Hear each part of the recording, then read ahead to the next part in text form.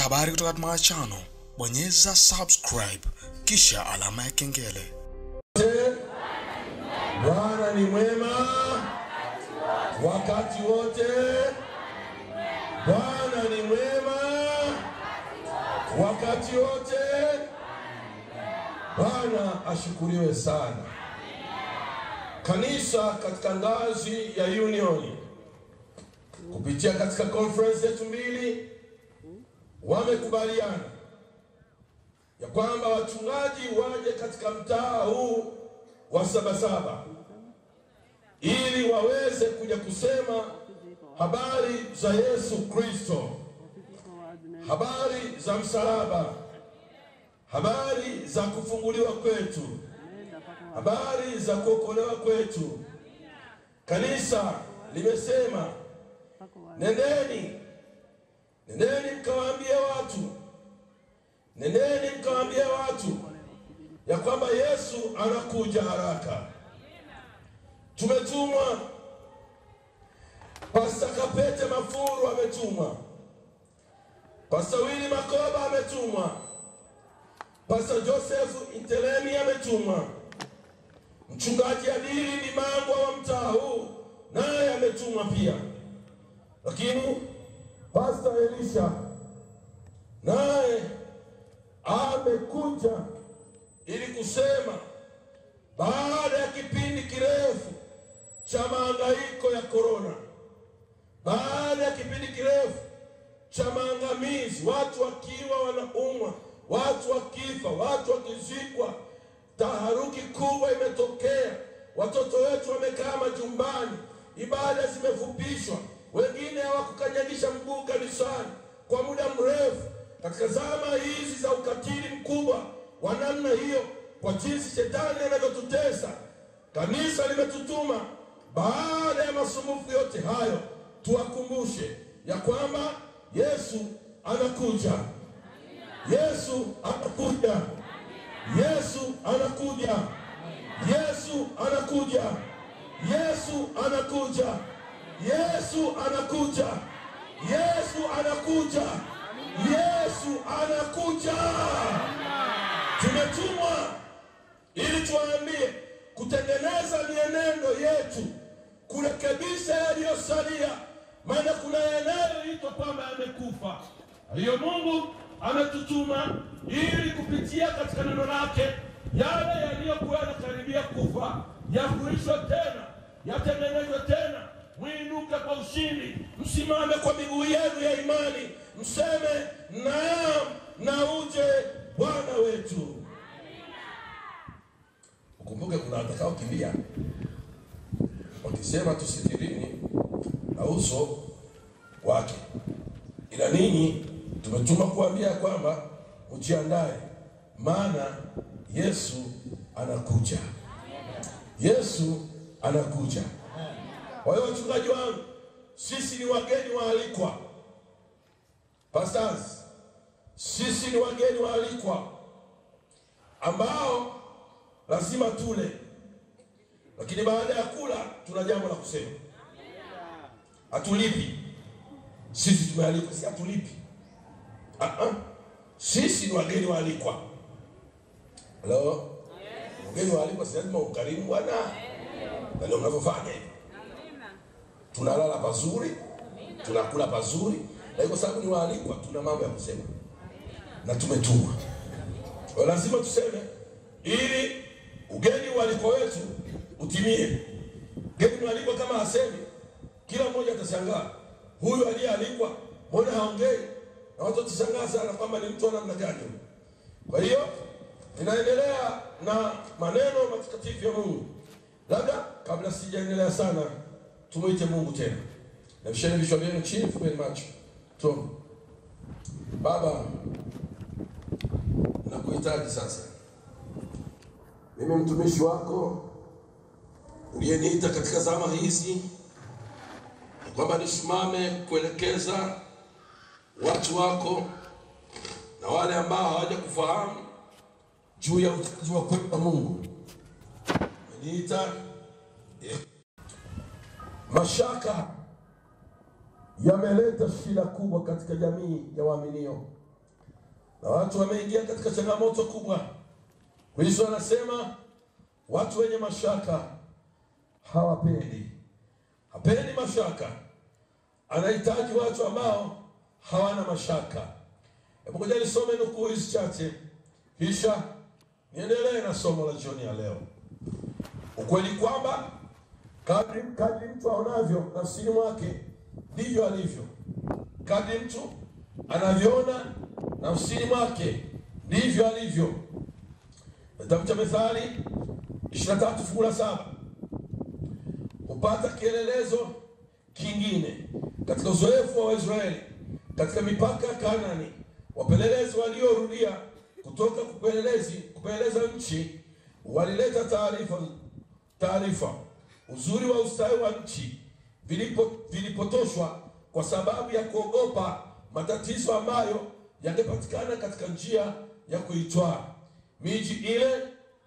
Miji ilijengwa kwa ngome ndefu kwenda mawinguni.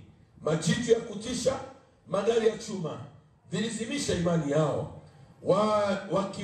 Wakimwacha Mungu kando, umati uliunga mkono maamuzi ya wapelelezi wasio na imani. Hatuwezi kupigana na watu hawa, kwa maana wana nguvu kuliko sisi. Hesabu 13:31. Maneno yao yakawa kweli, hawakuweza kupanda, na maisha yao yakatokomelea jangwani. Na 2 kati ya 12 waliopelekwa nchi walifikiri vingine, maana twaweza kushinda bila shaka. Hesabu 13:30. Walisii wakihesabu mibaraka ya Mungu kuwa bora kuliko majitu, miji yenye ngome au magari ya chuma. Neno lao lilikuwa kweli kwao, walithibitika. Katika ulimwengu wenye kujaa vikwazo na shida nyingi, katika ulimwengu huu wenye maonevu na udhalilishaji, kwenye ulimwengu huu uliojaa rushwa na mateso, ulimwengu wa ajabu sana huu, haitupasi sisi kukata tamaa. Tunaye kiongozi wetu Yesu Kristo. Majitu, vitu, ukuta, nyumba na kitu kingine vyovyote, magari ya chuma na nini, havitupasi sisi kutukatisha tamaa. Sisi slogan yetu iwe daima na Yesu mbele daima. Daima na Yesu mbele daima. Daima na Yesu mbele daima. Daima na Yesu mbele daima. Sisi hatupaswi kukata tamaa. Sisi tumeitwa ya kwamba yoyote atakayehitaji kunitumikia na anifuate. Tumekubali tangia tulipofanya maamuzi ya kubatizwa, tumefanya maamuzi ya kumfuata Yesu. Sisi twapasa kumwangalia Yesu na si vinginevyo vyovyote vile. Yeye ni mshindi leo, jana na hata milele. Hata hivyo anasema, mimi ni Alfa na Omega, mwanzo na mwisho. Kwa maana mengine, alianzisha msingi wa imani yetu, atamaliza. Haleluya, haleluya, haleluya. Hebu punga mkono, haleluya. Bwana asifiwe sana. Yeye alitokea misingi ya imani. Yeye alitokea misingi ya kutambua kweli.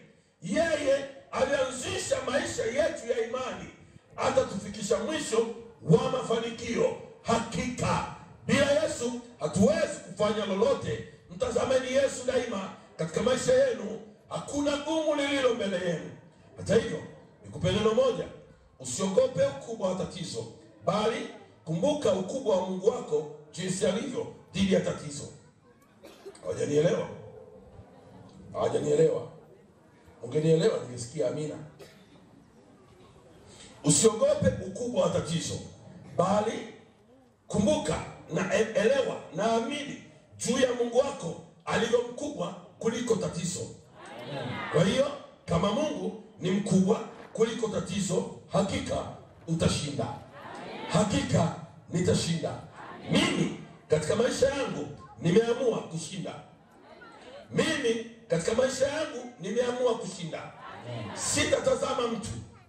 Unaweza ukanisema sana, unaweza ukanisengenya sana, unaweza ukatamka mengi kuhusu mimi, ila sitakutengenezea njia ya kukutazama, bali mimi nitamtazama aliyeniita.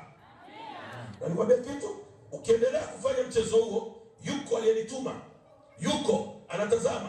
Nitageuka tu hivi nimwambie Baba, kuna ambaye anacheza na wito ulioniambia nifanye. Kwa hiyo nakukabidhi mtu huyo, shughulika naye, usikilizie.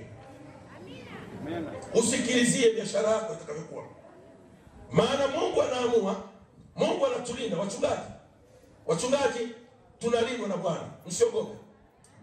Msitishike na bunduki, msitishike na mshale, msitishike na panga.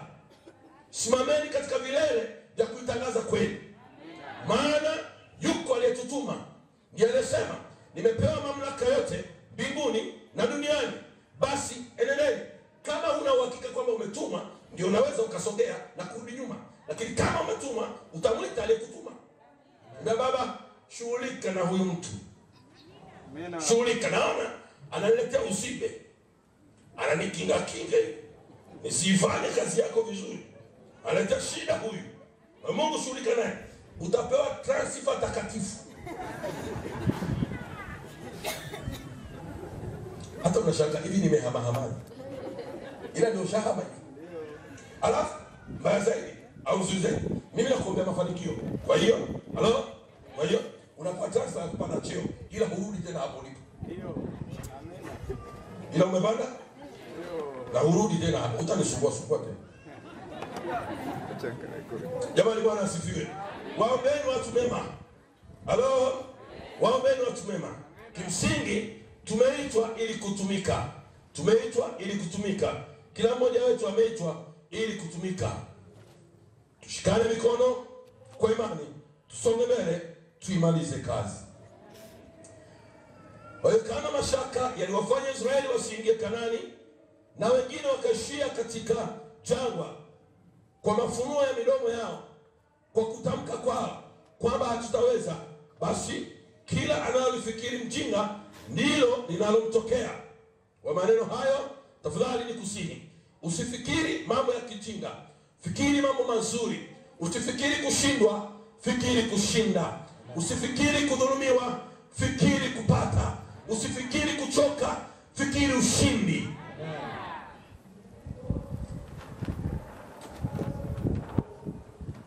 Jambo lingine ambalo linatufanya tuishi katika maisha ya kumfuata Yesu, lakini tushindwe kukaa ndani yake na yeye kukaa ndani yetu, ni hili: kulemewa. Watu wamelemewa, wamebeba mizigo mizito inayowalemea, wamekataa kuishusha mizigo hiyo na kumwachia Yesu. Mtu anakaa katika maisha ya uchawi, anakaa katika maisha ya kutenda dhambi, amekaa nayo, amebeba, hapeleki kwa yule ambaye alizibeba dhambi zetu, hapeleki kwa yule ambaye alichukua udhaifu wetu. Unapofika kwa Kristo, unapojiunga, unapofungamanishwa pamoja na Kristo, lazima uelewe unapaswa kutua mzigo ulionao na kumkabidhi yeye. Maana yake nini? Maisha yako ya awali yanakuwa mapya. Umetua mizigo, kile ulichokuwa umekibeba kama dhambi, kama mzigo, kama kitu kilichokuwa kinakuzuia usimwone Kristo, kiweke kwake. Yeye ana ubavu, ana nguvu, ana uwezo wa kuzibeba dhambi za ulimwengu wote. Kwa hiyo kulemewa, katika kitabu cha Luka 21 fungu la 34, ndio unasemaje?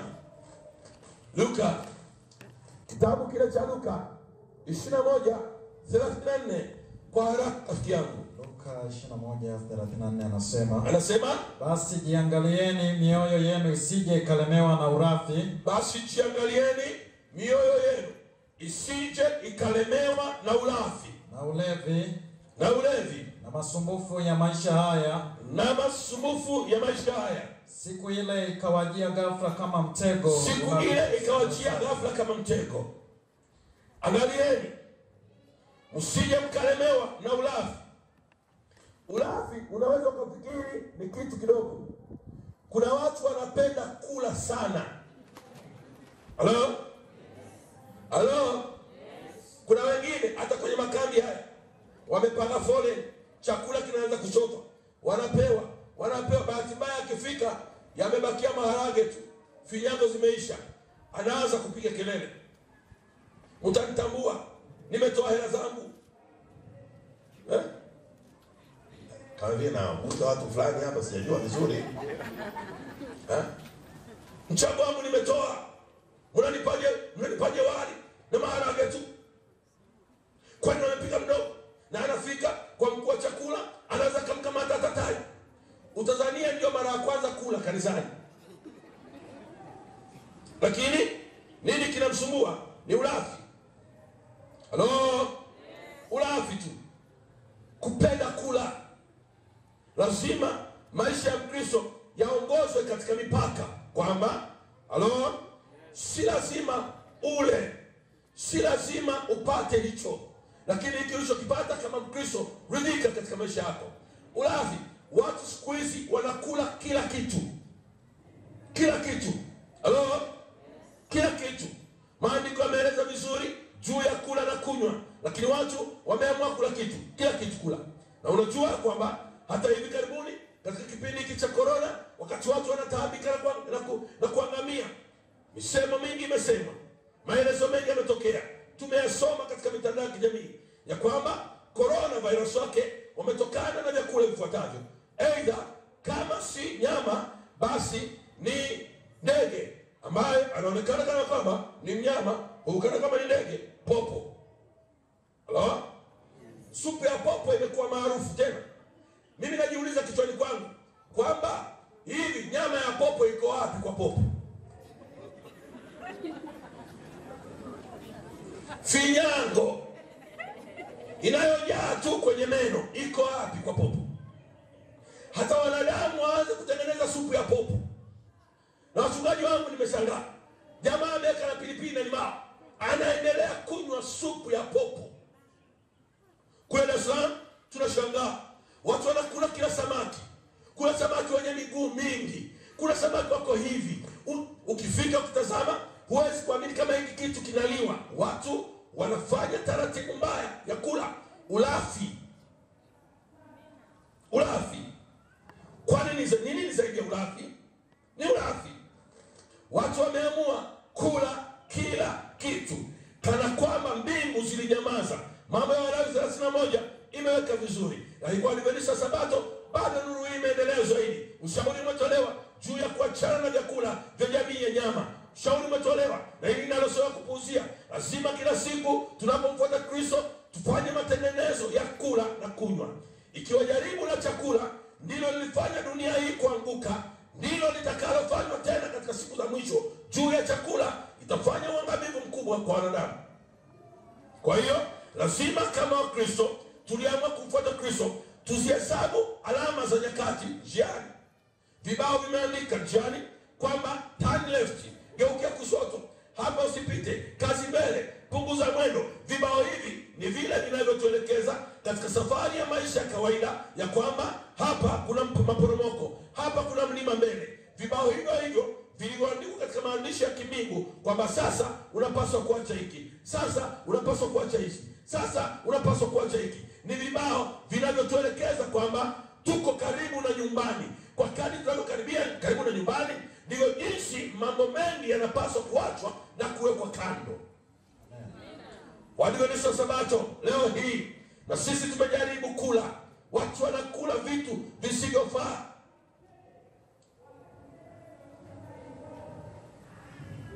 Watu wanakula nyama na damu. Wanachinja ng'ombe, anachukua damu, anaipika, inakuwa kama maini, anaendelea kula. Hamkusoma katika maandiko ya kwamba nyama na damu inapasukuliwa? Lakini tuendelee zaidi tuone kwamba Mungu anaposema ulafi, ana maana unatakiwa ujikontrol katika kula kwako. Hello? Unapaswa ujikontrol. Hata hivyo, chakula cha nyama kwa kadri iwezekanavyo kipunguzwe kwa watu wa Mungu. Sasa hapa kwa rafiki zangu wakuli hapa, habari za jioni jamani. Mama, au hivyo nao visema haviko kwenye vitabu hapa? Viko bado? Si ndio alama za njiani hizo? Wakati tunavyokwenda tunapunguza, wakati tunavyokwenda tunapunguza, mwishowe tunakamilishwa. Bwana asifiwe. Kwa hiyo ulafi, jiangalieni sana mioyo yenu isije kalemewa. inapolemewa na ulafi. Inapolemewa na ulafi tutashindwa kufanya maamuzi, maana akili zetu zinajengwa na kile tunachokula. Halo? Hivi mbona mmekuwa wapole kama vile mnaandaliwa kuimba wimbo wa Musa na Mwana-Kondoo?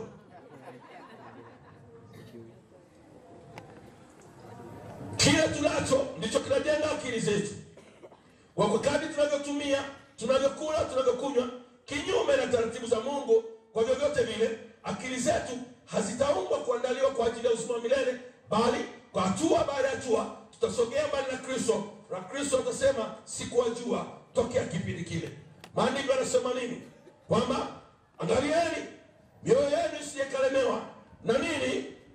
Na ulafi. Na kitu gani kingine? Msomaji wangu, ulevi. Ulevi ni jambo baya. Biblia imekataa. Katika Kana ya Galilaya, Kristo alipotengeneza divai, hakutengeneza kileo. Hata hivyo, katika shughuli zake zote hakuonekana kuikubali wala kuiruhusu. Katika dunia ya leo ambao wanaandika katika chupa za vinywaji wanasema zero alcohol, zero alcohol. Sisi ambao tumesoma health principle tunajua kwamba zero is a number. Pasadili, kama unakumbuka wakati lecturer wetu Lomaya anatufundisha alisema zero is a number. Kwa hiyo ukiona chupa imeandikwa zero alcohol, maana yake nini? Kiwango kidogo cha alcohol ndicho kipo katika kinywaji hicho. Halo?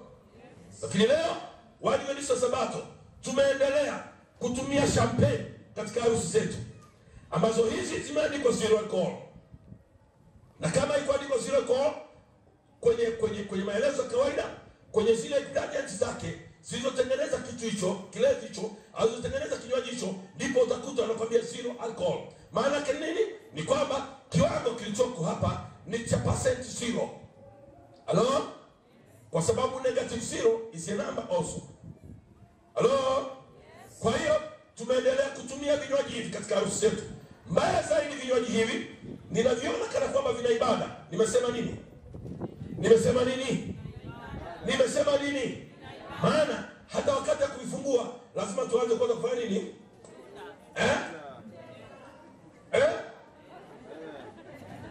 Kinywaji gani kisichofunguka bila kuchezewa? Na ukikosa hiyo kwenye harusi yako wewe ni mshamba, si ndio? Halo, si ndio? Ya kimsingi ni kweli ni mshamba, lakini mshamba pamoja na Yesu ni afadhali. Hata hivyo, tulipowafungia ndoa kanisani, mlikataa kwenda na sisi katika maholi, mkaenda wenyewe. Halo? Yes. Hivi naongea na watu gani hapa leo? Na watu kweli leo hapa wani? Wapo? Kama mpo pungeni mkono basi. Haleluya Bwana. Haleluya Bwana.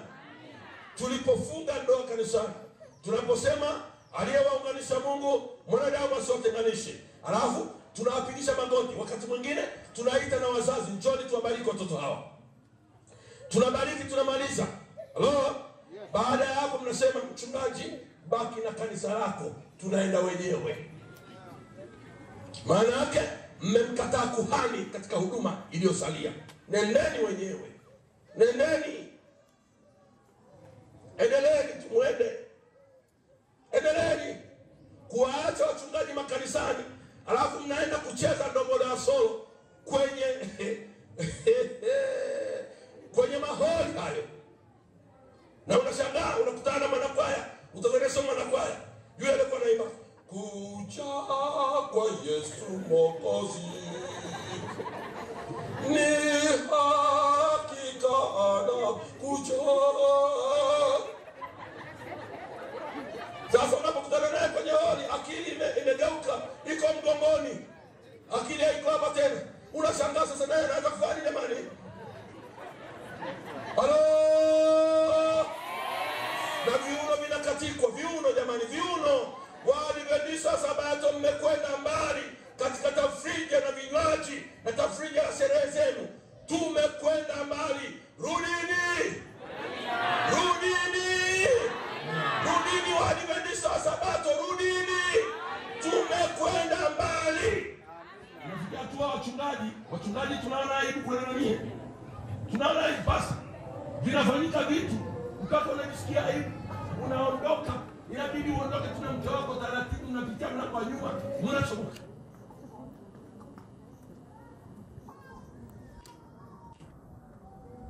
Angalieni. Angalieni. Angalieni. Angalieni. Mioyo yenu isije kalemewa na ulafi na ulevi. Halo? Yes. Kanisa, mbona mmekuwa kama vile unataka kuniomba radhi? Si mimi. Kristo ndiye anasema ya kwamba mmemwacha. Tumekimbiza mwenge usiokuwa na mafanikio. Tumeipenda dunia kuliko kumpenda Mungu. Leo hii mambo ya dunia yameingia ndani ya kanisa katika sherehe na hakuna wakusema. Na mlivyo na tabia ngumu nyie watu. Hamchelewi kusema wachungaji wetu hawasemi. Si ndio mnasema hivyo? Ndio. Wachungaji wa siku hizi hawasemi. Pastors, hatusemi. Hello. Kwani mmeenda wapi? Si mko hapa? Basi kwa taarifa yenu, mimi nimetumwa kusema.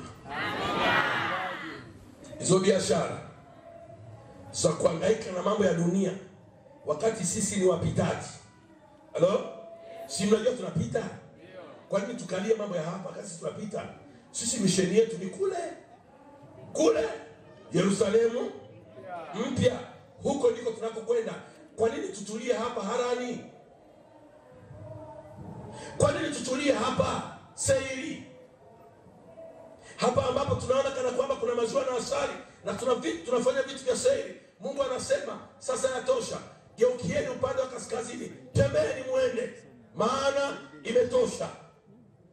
Angalieni mioyo yenu isije kalemewa na ulevi, isije kalemewa na ulafi. Naona Mungu anasema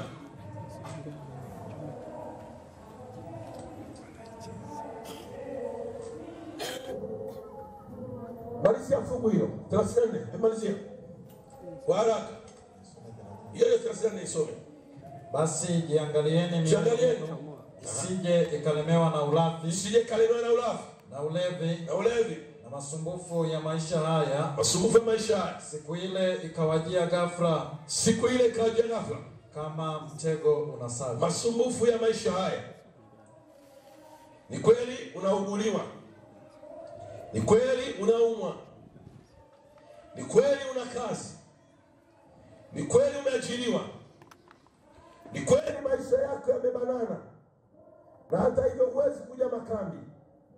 Maana ofisi yako ina vitu vingi vya kufanya. Ni kweli. Lakini maandiko yatukumbusha, angalieni msije mkalemewa na masumbufu ya maisha haya. Masumbufu ya maisha haya ni misiba. Masumbufu ya maisha haya ni mafanikio, cheo, elimu. Masumbufu ya maisha haya ni taabu.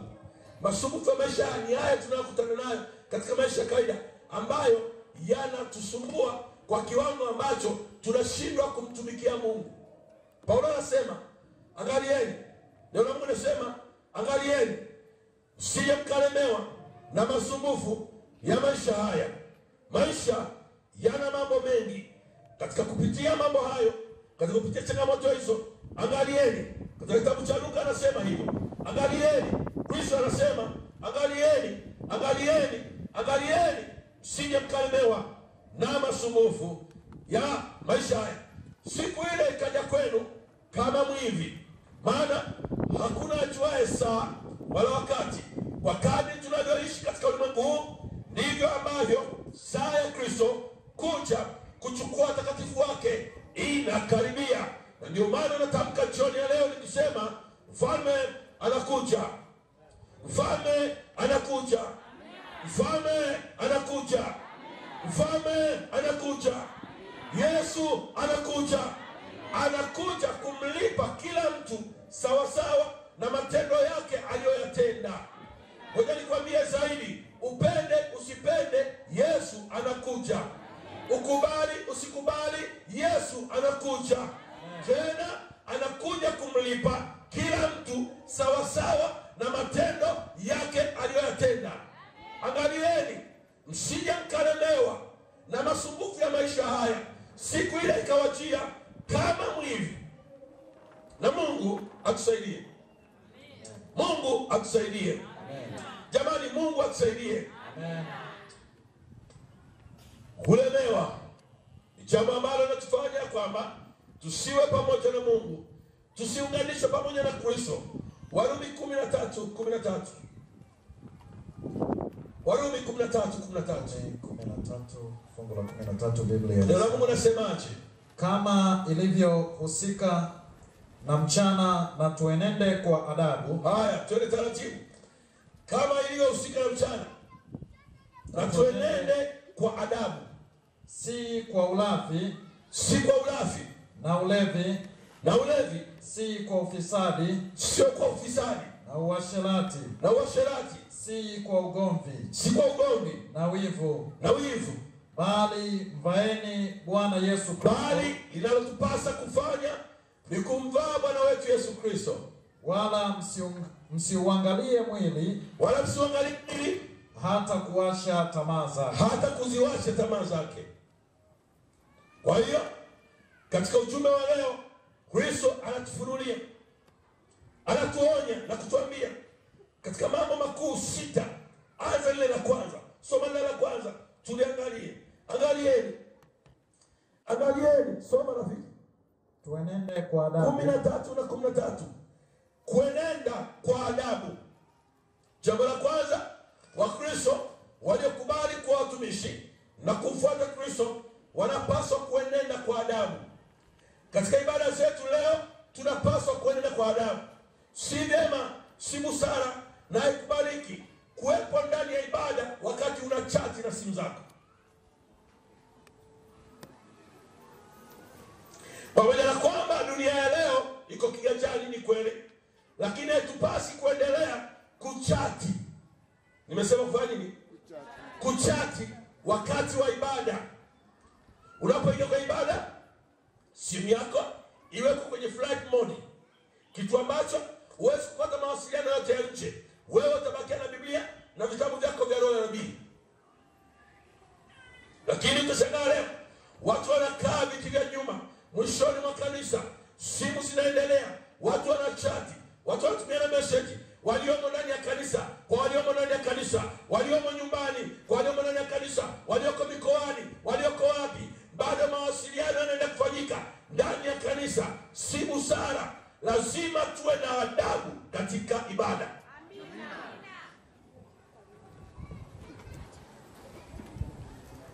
Ushagaa hata ndani ya kanisa watu wanakuwa kwenye Facebook, watu wako kwenye Facebook, kwenye WhatsApp, Twitter, simtaje nyingine, kwani mmeniajiri kutaja zote? Tajeni mbili. Snapchat, Instagram, YouTube. Ndani ya kanisa ibada inaendelea, watu wanaendelea kufanya mambo yao ambayo kimsingi maandiko matakatifu yamekataa, kwamba lazima tuenende kwa adabu. Lakini zaidi hapo, ndani ya kanisa tuko katika ibada, mtu ameweka Big G mdomoni anatafuna, ibada inaendelea, unajua kabisa hana adabu. Huwezi kuingia ndani ya kanisa na Big G huku unatafuna. Na viongozi wetu hapa ndipo washiriki wanatuangalia. Mzee wa kanisa, mchungaji, kiongozi wa huduma, shemasi mkuu, fanyeni kuwa mfano ili kanisa liige tabia hizi. Hello? Yes. Kutafuna. Ibada inaendelea, wanawake na wanaume wanatafuna vitu. Hakuna adabu. Enendeni kwa adabu. Kwani adabu tusi? Ni watusi ni adabu. Mimi nasema tuendeni kwa adabu kwenye ibada. Kizaidi hapo unashangaa mtu anavaa nguo ambayo inaonyesha Afrika Mashariki na Kati, Equator, Pacific. Ameelewa ndio maana mnacheka.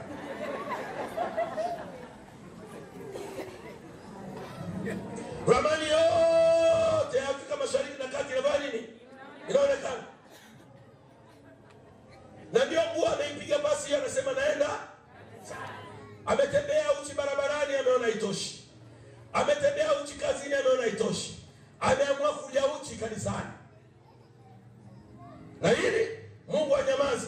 Anasema tuenende kwa adabu. Tuenende kwa adabu. Larisa, mchungaji wewe utafanyaje? Wakati baba yake mzazi alimsifia umependeza.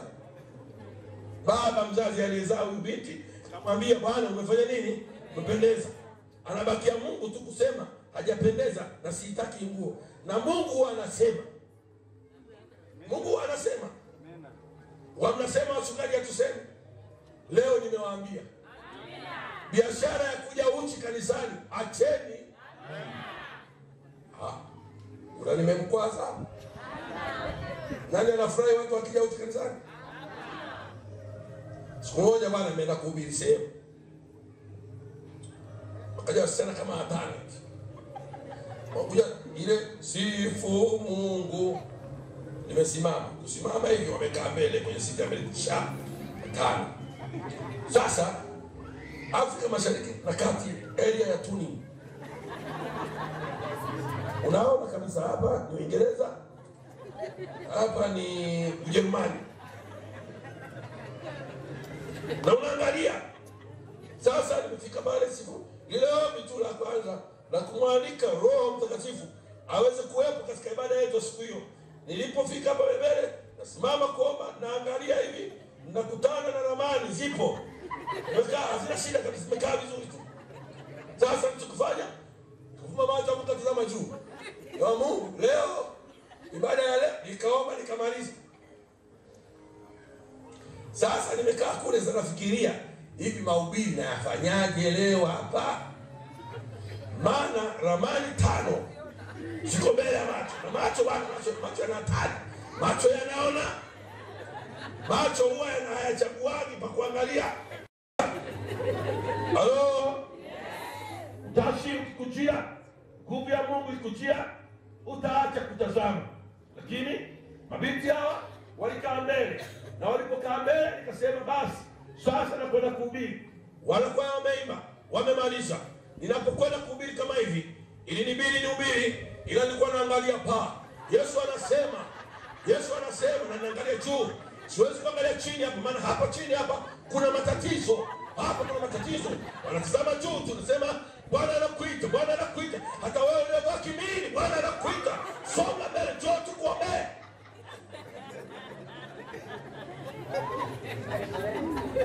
Na wanawake Mungu anawaona.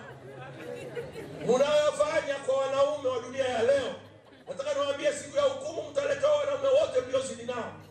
Maana amtazamaye mwanamke kwa kumtamani amezidi naye. Mnyororo wa wanaume mnaozidi nao kwa mavazi yenu. Mungu anasema nendeni kanisani, ishini nyumbani kwa adabu.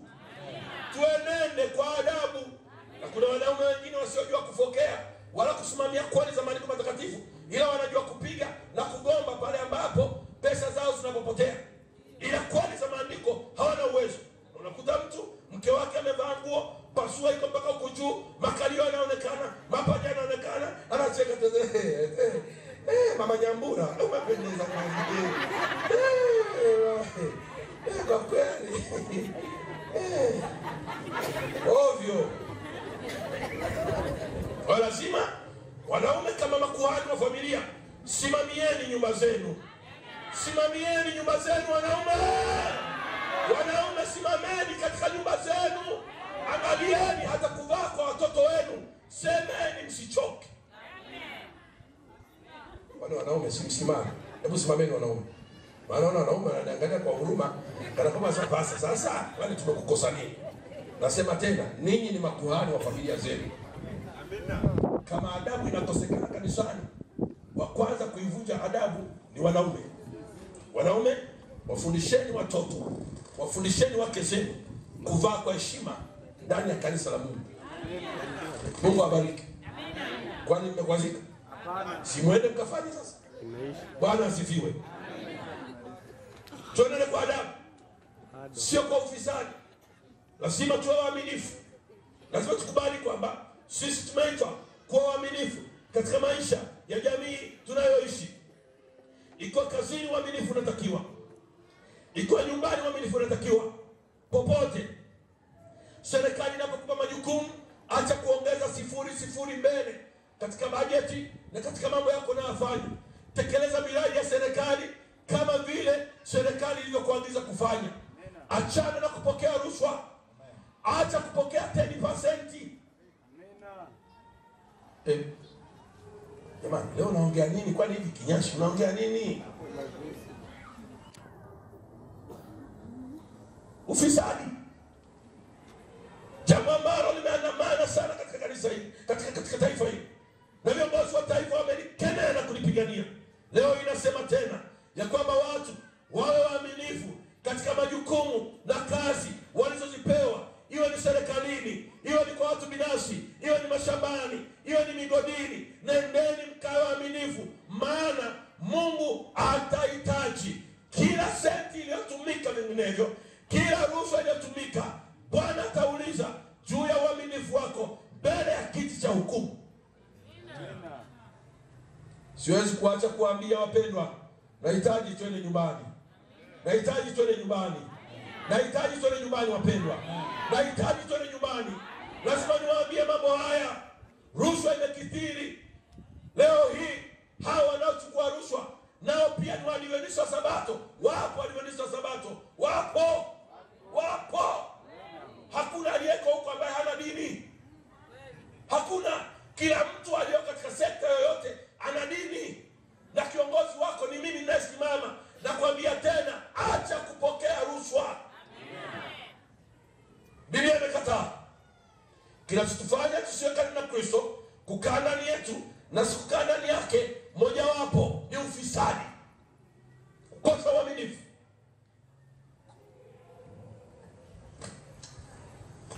Timotheo wa kwanza 6 fungu la 10. Timotheo wa kwanza 6 fungu la 10, Biblia inasema, maana shina moja la mabaya ya kila namna ni kupenda fedha. Maana shina moja la kila mabaya ni kupenda nini? Kupenda fedha. Ambayo wengine hali wakiitamani hiyo wamefarakana na imani. Watu wengine wanapoitamani hiyo fedha wamefarakana na imani. Na kujichoma kwa maumivu mengi. Na kujichoma kwa maumivu ya namna gani? Mengi. Kupenda fedha. Muktadha wa fungu hili haumaanishi kwamba tusitafute pesa.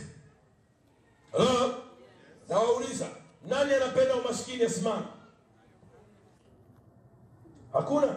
Maana nini? Tunapaswa kutafuta pesa. Ila pesa hazipaswi kututawala. Pesa haipaswi kutuondoa mikononi mwa Mungu. Sisi na pesa ni sawa tu kutafuta fedha, lakini fedha isikufanye ikachukua nafasi ya Mungu. Leo hii wengi tumetafuta fedha na kweli tumezipata fedha, lakini tumepata fedha tu, tayari mahusiano yetu na Mungu yamekuwa hafifu.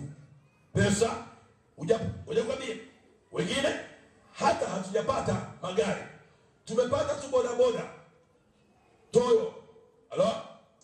Nilipopata toyo tu, nimeanza kuona mke wangapi? Jamani, mke wangapi? Je, nikipata Mercedes Benz, si mkoa mzima utanijua? Kupata fedha ni vizuri, kutafuta fedha ni vizuri, lakini fedha zisikupeleke mbali na Mungu. Kupenda fedha mpaka utoke katika imani ni kwa sababu fedha imekufanya utende mambo yasiyoendana na imani. Kwa nini unasema hivyo pastor? Unasema hivyo kwa sababu watu wengine wako tayari kusema uongo ili apate kipato. Watu wengine wako tayari kudanganya. Sasa hata ndani ya kanisa wako wanaodanganya. Niulize, kwa nini mchungaji unasema hivyo? Namalizia jioni ya leo. Wako watu ambao wanapewa huduma maalum, aidha kwenda bahati. Watu hawa wanapaswa wawe na hofu ya Mungu. Maana wengine wanapokwenda kununua matofali wanaongeza 50 zao. Hivi naeleweka? Kama naelewa unipunge mkono. Halo? Wanajipatia kipato cha dhuluma. Na mbaya zaidi, wameingia mpaka katika hazina ya Mungu, wanakula hela ya Mungu. Wanasema kinanda hiki tumekinunua kwa milioni 4.5. Kumbe kinanda kimenunuliwa milioni 4.5, ameweka mfuko wa shati. Anakuja na risiti ya mkono iliyoandikwa 4 milioni 4.5. Na anakuja anasema kile kinanda tulichokuwa tumeamua kununua tumekipata kizuri sana. Na Bwana ametuongoza. Halo? Bwana amefanya nini? Ametuongoza, tumepata kinanda kizuri. Shilingi ngapi tumenunua? Milioni 4.5. Kumbe kinanda amenunua shilingi ngapi? Milioni ngapi? 4. Anachukua 500, anaenda kununulia nyama, anaweka mezani. Ngoja nikwambie, kila coin ya Mungu iliyochukuliwa katika hazina ya Bwana ikaenda ikatumika tofauti na matarajio, inapaswa kurudishwa katika hekalu la Mungu. Halo? Yes. Kila fedha iliyochukuliwa katika hazina ya Bwana kwa udanganyifu, na watu hawa unapowakomalia na kuambia leteni taarifa, wanakuona mbaya. Simpunge mkono, mnashangaa nini? Nazungumza na kanisa hili. Wanakuona mbaya. Kama ni mzee wa kanisa, wanasema hatukuchagui tena.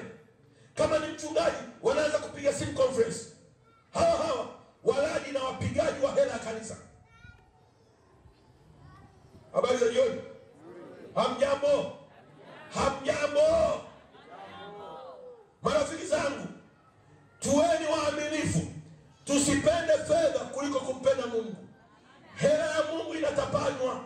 Watu wanachukua fedha, wanafanya matumizi yasiyofaa, wanadanganya kanisa, wanadanganya baraza la kanisa, wanadanganya mhazini, wanadanganya mkaguzi, wanadanganya Mungu. Na waambia leo kwa kinywa cha Bwana, yoyote aliyechukua hela ya kanisa akaila kwa kinywa chake kwa sababu ya kupunguziwa gharama au kufanya chochote ikabakia yoyote, Bwana anaitaka pesa hiyo. Amen. Na hela ya Mungu huwa itasema tumboni mwa watoto, itasema tumboni wa kwako, itasema nyumbani kwako, itasema popote. Hela ya Mungu iliyochukuliwa, tuache kupenda fedha kuliko kumpenda Mungu. Mungu ametuweka kama mawakala wake. Anahitaji zaka na sadaka. Kanisa la Mungu limewekwa mabegani mwa washiriki. Washirika waonekani wakiwajibika. Leo hii mara conference, 13% ya washiriki ndio wanaorudisha zaka. Mara conference, semi kwingine. Na mwanzoni mlikuwa 8%.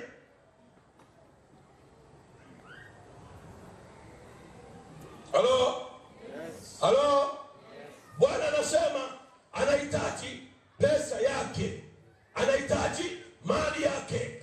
Amekutana na majambazi, wamechukua kilicho chake. Bwana anasema rudisheni. Amen. Rudisheni. Bwana anasema rudisheni wapendwa. Nasema kwa uchungu mambo haya kwa sababu unajua kwamba yatatuzuia nje tusimuone Mwokozi. Vijana hawataki kutoa zaka na sadaka. Wakati mwingine unashangaa mwanzo wa mwaka mpaka mwisho, jina la kijana ambaye anakuja kanisani na ndiye mwimbaji mkubwa,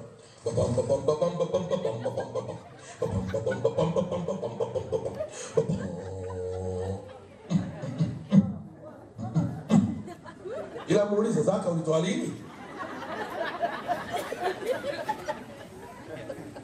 Majina yaliyoko ni ya wastaafu na wazee. Kama naongea uongo ni muite karani mwazini aje hapa atuambie. Asilimia kubwa ya vijana ambao ndio pasenti kubwa ya washiriki wa kanisa hili leo hawajali habari ya kutoa zaka na sadaka. Wamenyamaza kimya. Wanapata fedha, wamekula. matumbo yao yamejaa zaka, maisha yao yamejaa zaka, nguo zao zinalia zaka, magari yao yamelia zaka, viwanja vyao vinalia zaka, nyumba zao zinalia zaka, ada zao zinalia zaka. Vijana, rudisheni zaka ya Bwana.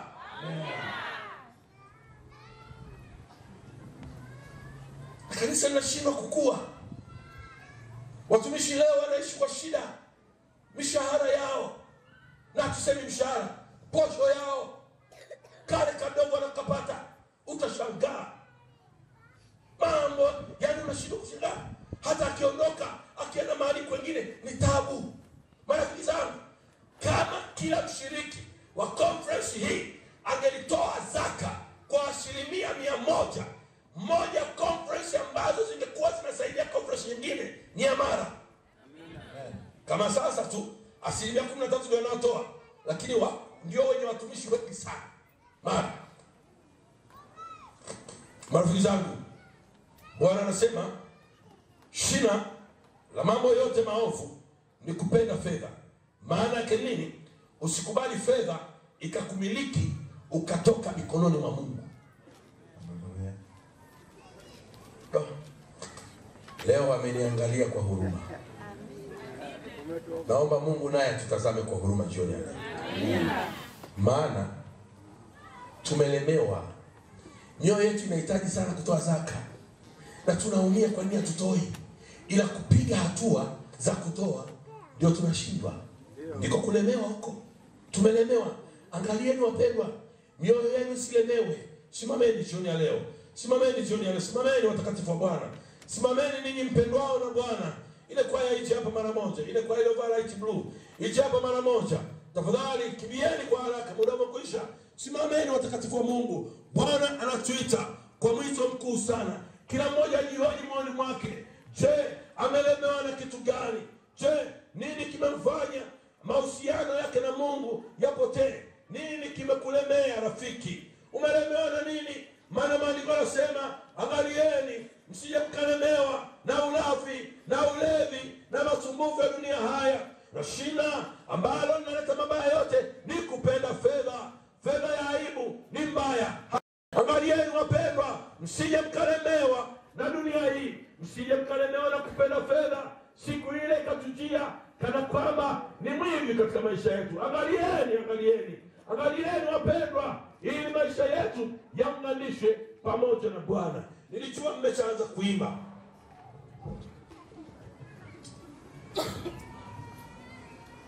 Angalieni, kuna kulemewa. Moja jambo linalotusumbua katika maisha haya ni kulemewa. Tumelemewa. Mioyo yetu inalia. Maumivu ni makali. Tunahitaji kumtumikia Bwana. Tunahitaji kutenda sawa sawa. Lakini tumezingwa. Tumebanwa.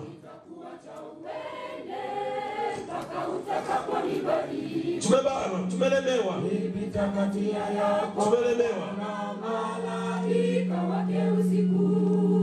Ili kupata habari kutoka Hatimaye Channel, bonyeza subscribe kisha alama ya kengele.